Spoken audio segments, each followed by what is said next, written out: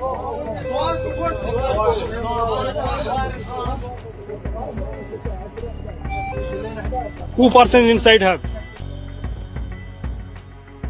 An oil tanker carrying 15 Indian nationals came under attack off the coast of Oman's Musandam Peninsula on Sunday, leaving 4 crew members injured. The vessel, identified as a Palau-flagged tanker, was targeted near Khasab port amid escalating tensions in the region. All 20 crew members on board, including Indians and Iranians, were safely evacuated following the incident. The injured were provided medical assistance, while authorities have not yet confirmed who carried out the strike. The attack comes as hostilities intensify between Iran, the United States, and Israel after recent military actions that have further destabilized the region.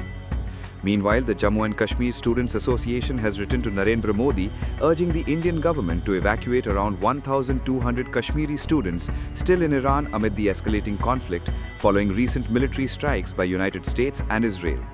The association says the students and their families are increasingly anxious about their safety in the volatile situation, with airspace closures and rising tensions affecting travel and security.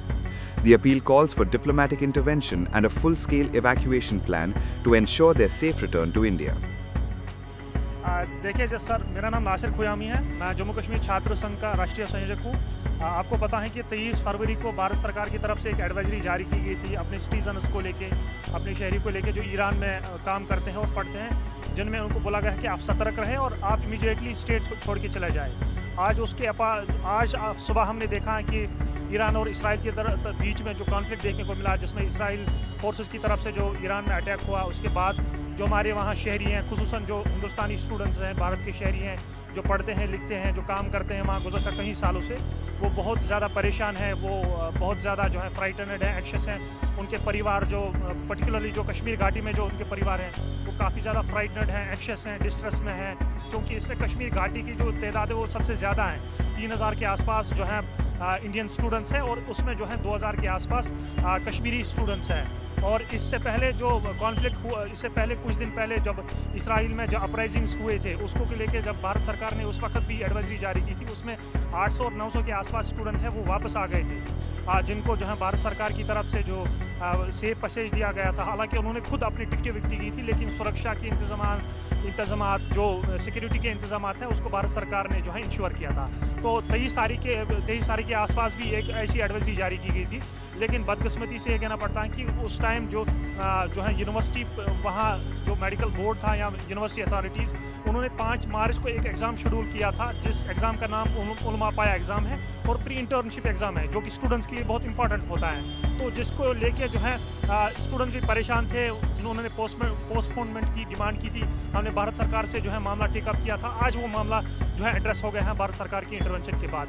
लेकिन जो कि हमारे काफ़ी सारे शहरी वहाँ हैं, काफ़ी सारे स्टूडेंट अभी भी हैं, 1100 से 1200 जो कश्मीर घाटी के स्टूडेंट्स हैं। इसके अपार्ट में देश के अलग अलग हिस्सों से, उत्तर प्रदेश, उत्तराखंड, दिल्ली से, हरियाणा से, पंजाब से, न जाने कितने जो है शहरों और रियासतों से जो वहाँ पढ़ने लिखने वाले लोग हैं, भारतीय शहरी हैं, काम करने वाले लोग हैं, यहाँ जो वो ज़ियारत करने वाले जो लोग वहाँ गए हैं, जिनके परिजन हैं, जिनके परिवार हैं वहाँ, जिनके रिलेशन में हैं, तो वो काफ़ी ज़्यादा परेशान हैं। वो चाहते हैं कि हमें इमीडिएटली इवैक्यूएट किया जाए, लेकिन क्योंकि जिस तरह से जो हमें मिलिट्री हॉस्टिलिटी देखने को मिली, जिस तरह से गोलियों की घन गरज देखने को आज दिन में मिली, उस वजह से उनके परिवार भी यहाँ परेशान है, वो फ्राइटनेड है, वो एंग्शियस है। उन्होंने हमसे रिक्वेस्ट की थी कि आप भारत सरकार को लिखे, उनसे मामला टेकअप करें। आज देश के प्रधानमंत्री नरेंद्र मोदी जी को हमने पत्र लिखा, चिट्ठी लिखी, जिसमें हमने उनसे रिक्वेस्ट की कि आप जो है बाज़ाब्ता तौर एक फुल फ्लेजेड इवैक्यूएशन ऑपरेशन जो है उसको लॉन्च करें, ताकि जो हमारे फंसे हुए शहरी हैं, चाहे वो कश्मीर से हैं या देश के अलग अलग हिस्सों से हैं, उनको इमीडिएटली इवैक्यूएट किया जाए। उनको जो है बाज़ाब्ता तौर गवर्नमेंट ऑफ इंडिया जो है डिप्लोमेटिक चैनल्स ओपन करें, उनके साथ काउंटर पार्ट में मामला उठाए, क्योंकि अभी तक जो है एयर स्पेस तो बंद है, लेकिन जो ही एयर स्पेस खुलती है, भारत सरकार को हमने अब पत्र में लिखा, प्रधानमंत्री जी को हमने पत्र में लिखा कि जो ही एयर स्पेस खुलता है आप मामला काउंटर पार्ट से उठाइए और जो वहाँ फंसे हुए शहरी हैं उनको इमीडिएटली वहाँ से इवैक्यूएट किया जाए, ताकि जो उनके परिवार यहाँ अलग अलग शहरों में परेशान हैं, अलग अलग शहरों में जो डिस्ट्रेस कंडीशन में है, उनको सही रिलीफ मिल जाए। Several Indian students stranded in Iran amid the ongoing Iran-Israel conflict have expressed fear and anxiety over their safety. Many describe the environment as tense, with reports of missile activity and limited clarity on evacuation plans. Students say that while some universities are trying to coordinate transport to borders, uncertainty about the situation in Tehran and other cities is causing heightened stress. Calls to the Indian embassy have been made for guidance, but students remain worried and cautious, with some even seeking shelter underground. Families back home are equally concerned, urging the government to prioritize evacuation and ensure the safe return of all stranded students. माहौल फिलहाल के इधर बहुत tense है। इधर tension अभी सुबह से कल रात से ही हो रही थी। एक्चुअली हमको कल 12 बजे सुबह से ही हमको आवाज़ आ रही थी जेट्स की। वहाँ पे जब न्यूज़ आई थी कि मिसाइल स्ट्राइक हो गए थे, तब से यहीं से आवाज़ें आ रही थी। हम खुद देख रहे थे कि कैसे मिसाइल्स उड़ रही थी बहुत सारे इलाकों से और कैसे यहाँ पे गिर रही थी पास में ही। बहुत सारे बच्चों ने बोला था and so far all of them were quite worried. रात को कोई अच्छे से सो नहीं पाया था उसकी वजह से। आज सुबह भी अप्रॉक्सीमेटली 9 बजे के आसपास मैंने खुद एटलीस्ट 6 मिसाइल्स गिरते हुए देखी थी। धमाके भी बहुत सुने थे तब से। एंड इधर बहुत सारे लोग एक तो डरे हुए हैं और बहुत परेशान भी है सब। जो इंडियन स्टूडेंट्स हैं वहाँ किस तरह का माहौल है? इवैक्यूएशन के लिए आप रिक्वेस्ट कर रहे हैं। पहले ही एडवाइजरी जारी कर दी थी इंडियन एम्बेसी ने, तो लोग यहाँ पर क्वेश्चन कर रहे हैं कि आप लोग पहले क्यों नहीं निकले? There was a advisory, but हमारी यूनिवर्सिटी ने कोऑपरेट नहीं किया उस टाइम पे, सो हम नहीं आ पाए। बट अभी situation is very tensed, air spaces बंद है, we don't know what to do. हमारे पास कोई रास्ता नहीं है घर आने का।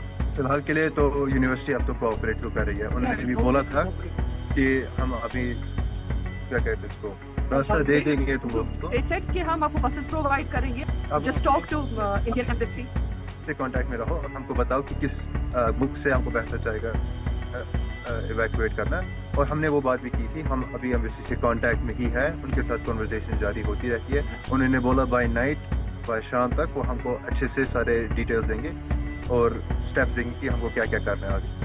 We are requesting Indian Embassy that we want to go home, and mostly we are requesting first for Tehran because students there are in so much danger. वहाँ की सिचुएशन यहाँ से बहुत बदतर है, तो इफ़ पॉसिबल उनको ही ज़्यादा प्रायोरिटी देंगे ताकि उनको इवैक्यूएशन हो जाए, क्योंकि वहाँ पे जो लोग फंसे हुए हैं वो बहुत ज़्यादा घबराए हुए हैं एंड उनको बहुत अभी टेंस्ड है, स्पेशली क्योंकि यहाँ पे कम्युनिकेशंस भी मेजरली 99% एटलीस्ट बंद हो गई है। तो घर के साथ उनको अच्छे से कांटेक्ट नहीं हो पा रहा है, तो उसकी वजह से इनको बहुत अभी परेशानी है, बहुत पैनिक है वहाँ पे। तो इफ़ पॉसिबल उनको ज़्यादा प्रायोरिटी मिल सके वो अच्छा है। Meanwhile, India has emphasized the importance of protecting the sovereignty and territorial integrity of all nations while ensuring the safety of its nearly 10 million strong diaspora in the region. External Affairs Minister Dr. Subramanyam Jaishankar held telephonic conversations with counterparts in Israel, Iran, Saudi Arabia, Kuwait, Bahrain, Qatar, and the UAE to underline India's commitment to de-escalation through dialogue and diplomacy, also stressing the need to safeguard the Indian community in all affected countries.